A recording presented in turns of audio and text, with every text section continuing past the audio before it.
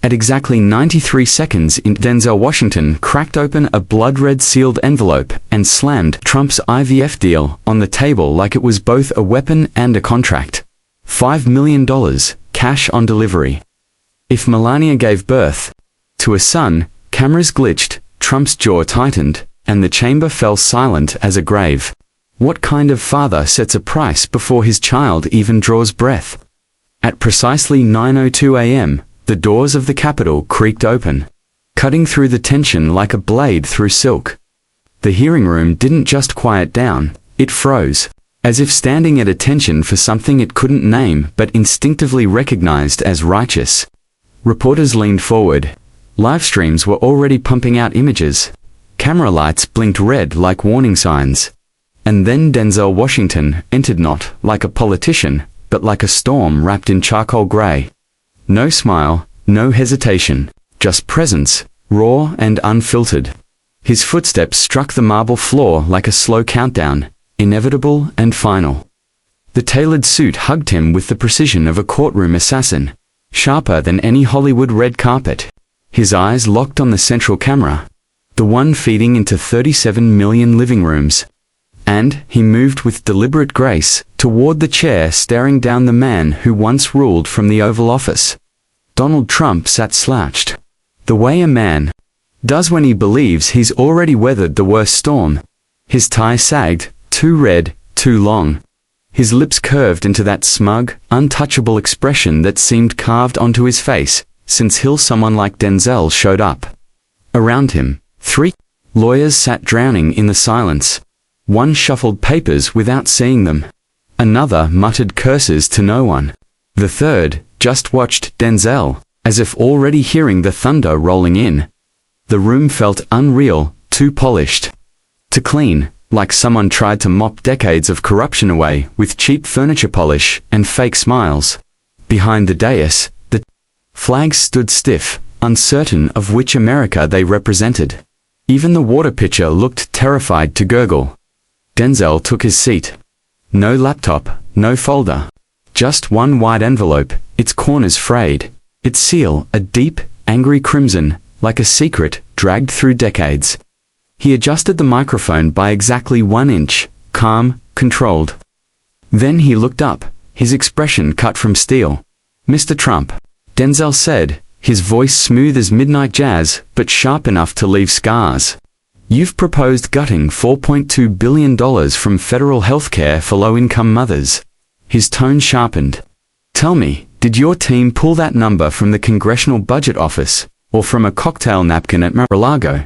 Trump's laugh was hollow, a weak attempt at confidence, like a man who already knew the punchline wasn't his to own. "You sound upset, Mr. Washington," Trump sneered. "Don't get emotional, big guy." One of his lawyers grinned. A couple of Republican aides scribbled notes they wouldn't bother to read, their faces smug with dismissal. Trump leaned in, like he was prepping for a late-night one-liner. But Denzel didn't blink. He tapped his pen against the table once. The sound cracked through the chamber like a gavel. He tilted his head slightly, like a lion appraising its prey. "Let me rephrase," Denzel said, quieter now, voice honed to a deadly point. His fingers ghosted over the envelope, inching it closer to the mic. "Would you say the birth of your son was a personal joy, or a business investment?" The air snapped. Everyone forgot how to breathe. A staffer dropped a pen that hit the floor like a gunshot. Twitter went nuclear. Fox News glitched into static. Trump's spine stiffened. His face twisted. "What are you suggesting?" Trump barked. But Denzel wasn't looking at him anymore. His gaze locked onto the camera, his voice slow, dangerous. "This hearing is about budgets," Denzel said. "But what we're really discussing, what we've always been discussing, profit margins." The wax seal on the envelope glistened under the lights, dark and thick, like dried blood preserved in glass. And in every home, every living room tuned in with the volume high, the same unspoken question echoed. What kind of father puts a price tag on his own child's existence? Denzel didn't raise his voice. He didn't need to. Instead, he picked up the remote, clicked it once. A monitor behind him blinked to life. revealing a wire transfer dated March 4th, 2005. Silence. Denzel let the numbers speak for themselves. Then, slow and unflinching, he leaned toward the mic.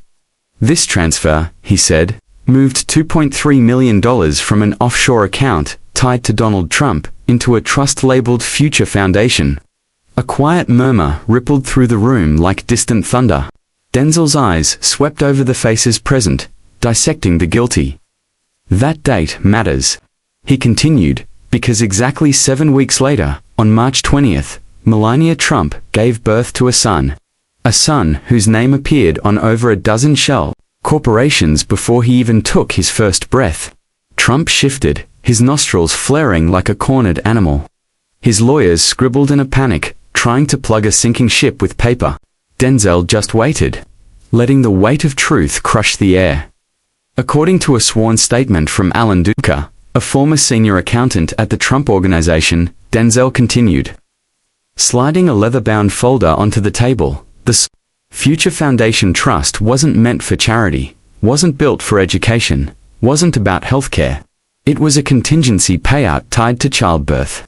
If the child was male, Melania would receive the $2.3 million payout. If female, the trust dissolved. Nothing. The room gasped. Reporters dropped phones. CNN's on-screen ticker exploded into Denzel Washington drops bombshell. Trump birth contract. Trump lurched forward, ready to strike back, but Denzel silenced him without words just by pointing at the monitor. You can debate morality, Denzel said, voice like glass, you can argue optics. But the money moved, the trust existed. The clause was signed. Click. Another screen lit up. Trump's digital signature glared back at the room. Timestamped, February 26, 2005. 4 weeks before Barron's birth, Denzel's gaze lifted not at Trump, but at the American people watching. His voice dropped lower, almost a whisper, but heavy with iron. Some call it legacy, he said. Others call it ownership. Then, with surgical precision, was this a blessing? Or a business deal? Subject agrees to produce a male heir. Payment of $5 million and full transfer of estate property shall be granted upon successful delivery.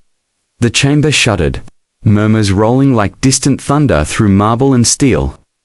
One of Trump's lawyers shot to his feet, ready to object, but the chair silenced him with a single, decisive gavel strike. Denzel didn't flinch. He tapped the clause once more, then calmly flipped the page. This wasn't a prenup. It wasn't spousal support. It was a blueprinter, biological negotiation inked in legal contracts. Turning a woman's womb into a transaction and a child into a condition of payment. Across the room, AOC's complexion drained. Her lips parted as if to speak, but no words came. In the press gallery, a Fox News producer stumbled from her chair, already barking into a phone. Their banner updated live. Washington reveals $5 million air contract. Denzel's hands moved with smooth certainty. Lifting the next page, an overhead property map, a bright red slash across a Palm Beach estate. This property, Denzel said, evenly, was transferred in May 2006 as part of the fulfillment clause. His tone was sharp, the language cold phrasing reserved for real estate closings, not childbirth. He motioned toward the witness table where a Yale legal scholar leaned in. Gray suit, immaculate, voice clinical. In my 32 years reviewing family law contracts, the scholar began, voice steady. I've encountered complex surrogacy arrangements, inheritance clauses, high-profile prenup, but have never seen language this direct. This wasn't support. This was commission. Legally, the scholar continued, this amounts to a womb for wealth agreement. The words detonated, like glass shattering against marble. Even the most jaded reporters, those who'd survived years of Trump scandals, leaned forward. This wasn't politics. This was blood. This was ownership. It was someone engineering life with the cold precision of a stock portfolio. Trump shifted in his seat. Sweat beading along his collar. His lips moved in a frantic whisper to his lawyers. But no one was listening anymore. Every eye was on Denzel. This wasn't parenting, Denzel said, voice low and unhurried. It never was. His tone cut like a blade through silk. This was possession legacy building, the same way you build a casino. One contract, one clause, one controlled body at a time. He pivoted slowly, gaze locking on the live cameras. This wasn't love, Denzel continued. This was political eugenics draped in a flag she never chose to carry. The weight of his words settled over the room like nuclear fallout. And the real question, Denzel added, his voice quiet but resonant, isn't whether this was legal but how many men in these halls have signed the same kind of deal. Believing power should be hereditary. With a soft click, Denzel closed the contract file. The echo lingered like smoke. Then, with calm precision, he retrieved a second file, thinner, tied with a pale blue ribbon. His fingers untied it, like striking a match in a room filled with gasoline. The screens behind him shifted to a simpler, deadlier image. A digital calendar, 2005-2006. Office of the First Lady. Private archives, blank, empty. Month after month, nothing. Denzel tapped the screen once. No interviews, no appearances, no charity events, no press activity, nothing. His tone didn't accuse. It mourned then, another flicker. Chase Private Banking, UBS, Zurich, Van Cleef and Arpels Geneva.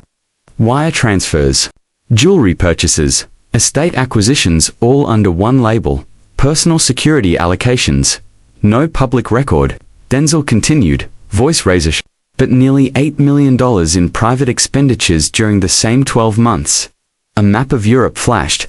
Paris, Milan, Vienna, Zurich. Red pins marked an invisible path. It wasn't just silence, Denzel said. It was contradiction. Appearances, no speeches, no charity, but endless wealth flowing like currency through shadows. She was invisible, he whispered, but very, very busy. Trump's jaw tightened. His lawyer leaned in, staring hollowly at the estate transfer logs. Denzel moved to the center easel, turning it around with signature calm. A single photograph, a baby, days old, wrapped in white. Beneath it, a handwritten note, legacy secured. The room froze. A committee member's pen fell to the floor. The Fox anchor on split screen stammered into static. Denzel held the photo steady. This, Denzel said, voice quiet, isn't a birth certificate, it's a receipt. He placed the photograph back on the stand, letting the truth glint under the harsh lights. If a child becomes a campaign strategy, Denzel said, his voice dropping to a deliberate whisper, where does love and damned leverage begin? The baby's image lingered on the screen. The words legacy secured roared, louder than any shouting match could. Denzel tapped the screen. The photo blinked away, replaced by a plaintext email from Donald Jr., UMP.com 2. Sterling PR, strategy subject. Brand name, alignment Denzel. Let the silence build. That email, he said finally, was sent 11 days after Baron Trump was born. The chamber shifted, every chair creaking. Trump crossed his arms, jaw grinding. While most new fathers worry about diapers, Denzel said, calm but cutting, this man was worried about trademarks. The screen switched. A trademark filing, stamped and dated 2006. Application. Trump Legacy Initiative. Scope. Digital properties, children's books, political foundations, educational media. All under BT Trump. Denzel raised one brow. BT, he repeated, as in Baron Trump. Gasps rippled. A reporter cursed into a hot mic. Fox News yanked a commercial. And we know, Denzel continued. Melania pushed back. She refused to let him be called Donald John Trump Jr., Mark II. Her exact words, he is not a monument. He is my son. Denzel lifted the estate trust file again. Flipping to the final page, but buried in the appendix, he said, voice narrowing to steel, is this clause, any child born from the agreement shall have naming rights retained by trust holder 1DJT for brand continuity and political legacy protection. The silence fractured. That's not a name, Denzel said, leaning in. That's a tagline. He turned back to the floor. Steady. Baron Trump was never just a child, he said. He was cast before he could talk, branded before he could walk, trademarked before he could understand what his name meant. Denzel's voice softened to a whisper. His name was never just a name, it was a future headline. Denzel said it slowly, letting each word land like a weight on the room. The most visible woman in America vanished. He pivoted back toward the committee, then beyond them. Toward the tens of millions watching from couches, phones, airports, and break rooms. No interviews, no visitors, no public initiatives, no First Lady, just sealed doors, silent halls, and a name waiting in a contract that hadn't matured. Another click. Side-by-side images appeared on the screen. East Wing events, with empty podiums, pre-written statements issued without her presence, media headlines screaming, "Where is Melania, America's quietest First Lady?" Denzel stepped forward, slow, controlled, like a man approaching the edge of something deep and dangerous. She didn't disappear because she was fragile, Denzel said. She disappeared because something behind that door, something legal, something personal, maybe something darker, told her it was safer to be unseen. His eyes hardened as he stared straight into the lens. And you have to ask yourself what? Truth locks a woman away when the entire world expects her to speak. The chamber had gone corpse still, struggling to process the brutal timeline laid bare. But Denzel wasn't finished. "We've examined the silence," he said. "Now, let's talk. About the visitors." Click. The image shifted. Grainy black and white visitor logs pulled from Mar-a-Lago's internal security database. One name blinked, highlighted in amber. Vincent G. Marlowe.esu. Denzel zoomed in. 4 separate visits, February 2nd, March 6th, April 12th, April 27th. He let the pattern sink in. Vincent Marlowe, Denzel continued, family law specialist, discreet, high profile, and notably not part of the White House roster, not on the transition team, not publicized in any administration records. Another click. Yet during Melania Trump's 100-day disappearance, he was there 4 times under personal clearance. During lockdown periods, when the press wasn't allowed anywhere near the property, the room exhaled in a low, uneasy murmur. Denzel's tone sharpened, cutting through the discomfort. And trust me, he wasn't advising on interior decor. Click the screen split. Visitor log on the left, sworn testimony on the right, the words branded like fresh iron. Mrs. Trump wasn't at public events because she was consulting with Mr. Marlowe on legal protections, estate shielding, custodial fallback, and, quote, exit planning. The chamber shifted uneasily. Someone whispered, "Jesus Christ." Trump's arms folded tighter, veins straining beneath his cufflinks. "Exit planning," Denzel repeated, cool and controlled. "That's not nursery design. That's not photo ops. That's legal infrastructure for walking away from a man, from a deal, from a contract." Denzel stepped back to his desk, retrieving a thin page. No seal, no official header, just cold, raw words. "This," Denzel said, "was recovered from an internal email. Forwarded by mistake to a junior staffer. Authenticated. Verified. Melania Trump. March 22nd, 2017. Never sent, just saved." Denzel's voice steadied, stronger now. "I've reviewed every document, every clause, every trade-off." Then he read, "If I leave now, I lose everything, including my son. They've tied too much in his name, too much in mine. I would have freedom, but no future. He would stay, and I would disappear." The chamber didn't move. Some leaned forward, some leaned back, but no one moved. Because what do you say when the most silent voice becomes the loudest in the room? Denzel's posture remained solid, unshaken, centered in the storm swirling around him. "She wasn't staying for love," he said, voice steady, grave.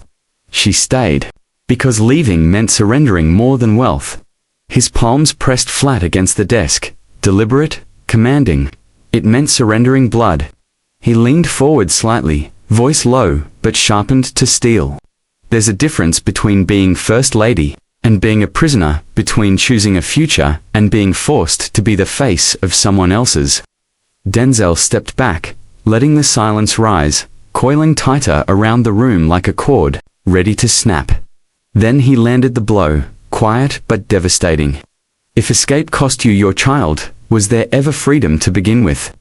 The letter lay there like a confession, quiet, restrained, but cutting sharper than any scream. Denzel didn't perform. He didn't dramatize. The words had already torn through the room like a silent blade. And now it was time to show the price in stark, undeniable detail. No preamble. Denzel picked up the remote and clicked. The screen lit up. Grainy black and white surveillance footage. Internal security feed. March 24, 2017. 11:06 p.m. Not a hallway the press had ever walked through. Not a wing guests ever saw. Wing 4. Mar-a-Lago. Private. Restricted. Locked from the inside. The room held its collective breath as the figure appeared on screen. Melania, no makeup. No designer lights. Just a simple robe, bare feet padding softly across polished floors. She stood before a door, still motionless, one hand resting on the doorknob, not moving. Seconds passed, long, empty, painful seconds. Then, slowly, deliberately, she opened it. The footage didn't show the inside, no need. The file name told them everything. Barren Suite, infant camera view deactivated. Melania stood there looking in, frozen in the threshold. 40 full seconds. No movement, no words. Just a mother staring at a room mat, something she couldn't protect, but couldn't abandon. Then, without a tear, without a tremble, she closed the door. Her hand lingered, pressed against the knob. No breakdown, no theatrics, just a turn, a quiet walk, and then gone into the same silence that swallowed her for 100 days. The footage faded into black. Denzel let it linger. Let the nation sit in it. She didn't run, she didn't cry, she didn't even write. He took a step forward, standing tall under the harsh lights, directly before the camera, feeding into millions of homes. Some people call it grace, privacy, dignity. Denzel's voice grew stronger. But what if it wasn't grace? He let the weight land. Click. The screen shifted on internal surveillance authorization form. Request. Disable microphone feeds from Wing 4. Visual surveillance only. Approval. DJT. Denzel's tone grew sharper, louder, just enough. She didn't choose silence. He did. And Denzel let it sit like a heavy truth, settling into every living room watching. What kind of mother? His voice fell softer now. Locks her truth behind the walls of Mar-a-Lago. But Denzel wasn't done. Because this wasn't just about motherhood, or marriage, or even silence. It was about the beginning. The exact moment. Melania Trump stopped being a woman and started being a product. Click a new slide. No footage, no charts, just a transcript. Dated October 28, 2004. Confidential internal use only. Sterling PR Strategies. Client DJT. Session 2004. Presidential readiness. Denzel read. Voice, cool, low, lethal. Melanian photographs, well, accented enough to seem exotic. Obedient enough to never upstage. Eastern elegance, controlled, non-disruptive.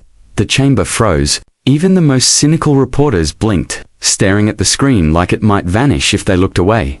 But Denzel didn't blink. Didn't flinch. Click. More lines appeared. PR experts, consultants, discussing her like a commodity. Needs polish. Low political risk. Ideal first lady optics. They weren't choosing a partner, Denzel said, his voice cutting like a scalpel. They were casting a role. Click. Final quote. She's not Hillary. She won't challenge the podium. That's the point. And just like that, it snapped into focus.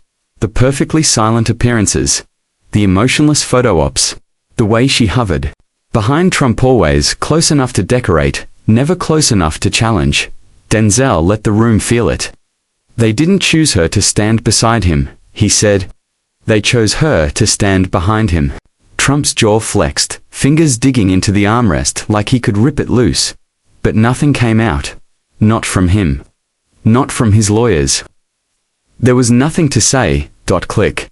The screen faded to black, then flared back to life. 2004. Internal memo. Re-Millennian asset assessment. This was written 13 months before the wedding, Denzel said, tone sharpened to a blade. It wasn't a love letter. It was a business brief, a product report. He let the words land before driving them home. Bullet points, strengths, weaknesses, liabilities, like she was a startup, not a human being. His fingers traced the highlighted section on screen. Liabilities, no strong political voice. Minimal network influence. Not independently ambitious, Denzel. Jaw flexed. This wasn't cruel because of the words, he said, quieter now. It was cruel because of how early it was written. Click. Their choice, Denzel said, wasn't about love. It was about optics. They didn't care what she believed. They cared how she looked standing 2 steps behind power. His stare moved through the room, lingering on every face that had ever labeled a woman's silence as natural grace. She wasn't preparing to be a wife, Denzel said, voice low. She was prepared to be a symbol. And then the silence, stretched heavy, thick, inescapable. The truth undeniable, without needing to be spoken. Some women marry for love. Others are positioned. This wasn't a marriage, it was casting. Click, the screen changed. Portraits of first ladies through history. Michelle Obama, at keynote speeches, national campaigns. Laura Bush, championing literacy. Hillary Clinton flanked by policy advisors. Then, Millennian always, behind, always pristine, always silent. A statue in Couture, Denzel stepped forward, voice now sharp, cold, deliberate. Every first lady had a platform, he said, pacing slowly. Nancy Reagan, just say no. Michelle, let's move. Barbara Bush literacy, Hillary policy reform. But Melania, his tone stiffened, wasn't allowed a platform. Click. Internal White House emails appeared. Subpoenaed, verified, undeniable FLOTUS, not critical to messaging. Limit. Exposure to Denzel wasn't here to talk about what almost made headlines. He was here to talk about the marriage it nearly destroyed. Off-camera click, the screen lit up, no redactions, no disclaimers. October 11, 2016. Draft amendment to a marital asset protection agreement. Trump's lead counsel signed, private estate managers signed, at the bottom a line for Melania Trump's signature, blank. Denzel's voice stayed low, smooth, sharpened. She was leaving, he said, slow and deliberate, and they knew it. No guesses, no theories, just times. October 7th a tape drops. October 8th Millennian cancels every public appearance. October 9th Mar-a-Lago flight, manifest. Restricted gate. One name, Mrs. Trump. The world was told, migraines. But Denzel pointed to the truth. Legal negotiations. This document, Denzel continued, tapping the screen, wasn't an apology. It wasn't contrition. It was a settlement offer. Cold, clinical, transactional. Increased estate shares. Deed to a Lake Geneva estate. Private custodial trust. In Barron's name. And most importantly, Denzel's tone sharpened a clause forcing her to remain visible until after the election. She didn't stay because of belief, Denzel said. She stayed because the cost of leaving was everything: her child, her name, her leverage. Trump's jaw tightened, pulsing. His attorney shifted, ready to interject, then backed down. There was nothing to argue. The signature page was staring them in the face. Denzel stepped in closer, letting his voice land like a blade. There's a word for this, he said. When staying becomes a transaction. When dignity becomes a bargaining chip. When motherhood is folded into a retention clause. Click. Denzel placed the document down, face up, center stage for the world to see. This wasn't forgiveness. It wasn't resilience. It was surrender traded for leverage. Then, he turned to the committee. To the millions watching from kitchens, living rooms, late-night shifts. She didn't stay for America, Denzel said. She stayed for the clause. The screen dimmed, black, slow, suffocating. Then Denzel dropped the final question low. Simple, inescapable. If a First Lady's loyalty is for sale, What else in that house was on the market? The words hadn't even finished echoing before it happened. Trump exploded. Chair scraping back, face redder than his tie. Lies, he roared, slamming his fist on the desk. All lies. She loved me, she still does. But Denzel didn't blink, he didn't flinch. He watched Trump, like a seasoned surgeon watching a patient unravel quiet, measured, letting the country see the truth unfold in real time. Trump's lawyers scrambled, hissing at him to stop. But the outburst was already viral, already screaming through every American home. Denzel waited. Not long, just enough. Then, with the inevitability of gravity, he walked each step deliberate, as if controlling the pulse of the chamber, of the nation, of the narrative. He stopped at the evidence board. The camera zoomed tight on one document, pinned beneath. The timeline of Melania's quiet disappearance, marital insurance rider. Private negotiation terms. Trump Family Office, 2015. No dramatics, no performance, just precision. If it was love, Denzel said, his voice like silk cutting steel, then explain why you insured the marriage. A sharp gasp rippled through the room. Everyone understood. Those words were heavier than any accusation.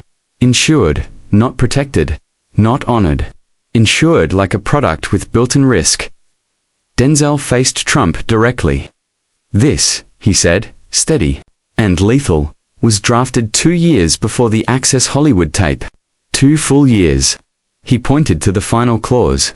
Clause 6C, if Subject 1, Melania Trump, initiates separation prior to November 9, 2016. Party of second interest, Donald J. Trump, shall be entitled to recoup 67% of distributed estate transfers, and remove Subject 1 from all future endorsements tied to the Trump legacy campaign. And in that moment, across every screen, everyone realized this was never a marriage. It was an asset management strategy. Denzel stepped back from the board, the final clause blazing across the country. That, he said, slow and unforgiving, isn't affection. That's risk management. Trump sat frozen, jaw grinding, shoulders locked. His attorney stayed silent. There was nothing left to say. Denzel's voice cut the silence. Insurance, he said, is for things you expect to break, not for people you expect to love. Then he turned away from the table, away from Trump, away from the theater, and spoke directly to the country. You don't insure what you trust, he said, voice dropping low, each word cutting sharp. You insure what you expect to lose. And just like that, the myth cracked, not with fury, but with a signature penned long before the cameras showed up. Click. The screen blinked, then froze. A woman's silhouette appeared, distorted voice, blurred face, her words cut like broken glass. She didn't look at the camera. She looked past it, like recalling it was a wound too deep. Even Trump leaned in, involuntary. I worked in the Trump household from 2006 until 2017, she said. My job was caring for Barron. But care wasn't a word used in that house. What they valued was control. Denzel stayed silent, letting the confession breathe like barbed wire. There were days, the voice continued, when Melania didn't leave her wing. No calls, no visitors. But every Friday hair makeup, wardrobe like dressing a mannequin for display. She didn't hold Barron unless cameras were there. When she did, it was rehearsed. Where her hand rested, how long to smile, when to look away. It wasn't motherhood, it was theater. She looked trapped, like a prisoner in Chanel. The image froze. Denzel stepped forward, slow, claiming the room with quiet authority. She's not on trial, he said softly, voice like a chisel carving stone. This is not to shame her. This is to reveal a cage she never built, but lived inside. He turned to the screen. Thank you, Denzel said, low but sincere, for speaking when silence was safer. Then back to the center. We're told, Denzel said, letting his voice expand, that women in power chose this. They knew the price. They signed the pen. But what if the choice was survival? His stare swept the room. What if the smile was armor? What if the silence was survival? What if the gold heels were the only way to stay alive? The press box was silent. America was silent. The courtroom didn't need shouting. The truth was already roaring. Denzel knew this wasn't just about collapsing a brand, this was about piercing a manufactured life. Because sometimes all it takes is one hidden voice to burn the entire myth down. Trump stayed quiet now. Posture sagged. Fury giving way to something worse, exposure. Denzel stepped forward. No notes, no props, just the force of truth. We were told this hearing was about decorum, he said, the word twisting. About boundaries between public and private. But this is not privacy, this is power. Click. The screen pulsed. No balance sheets, no signatures. Just power, stripped naked. Contracts, NDAs, prenups, commodification, Denzel said. This is the kind of power that treats women as collateral, that buys devotion, that rents love, that leases motherhood. His voice lowered, anchored. In righteous fury, they told us, respect the office, protect the tradition. But what is tradition if it teaches women to bleed in silence? What is legacy if it tells immigrant wives to smile through pain? If it teaches boys that names matter more than nurture? No one moved. No one dared. The country was staring back at itself, and then the final pivot. Denzel didn't point at Trump. He pointed at the image.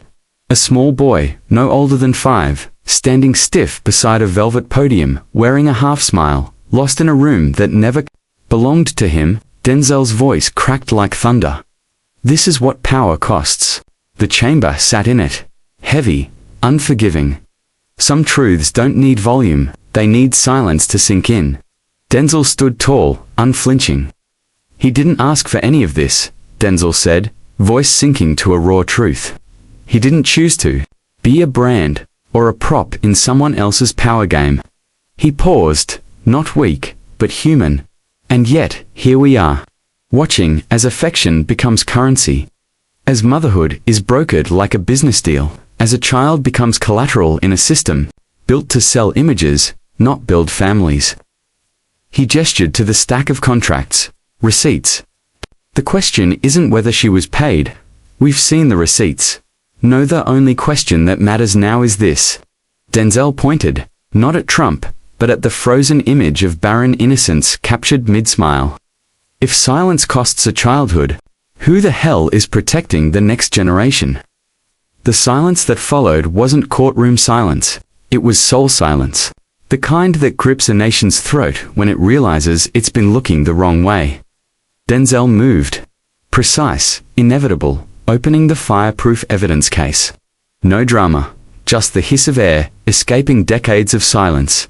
Yellowed edges, crisp ink, signatures written like chains.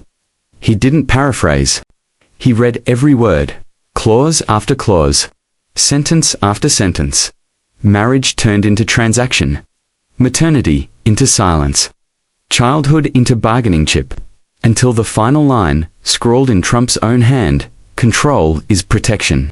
Silence is survival. Denzel repeated it, not louder, but slower, like sealing a verdict. This wasn't marriage, he said, voice razor-sharp.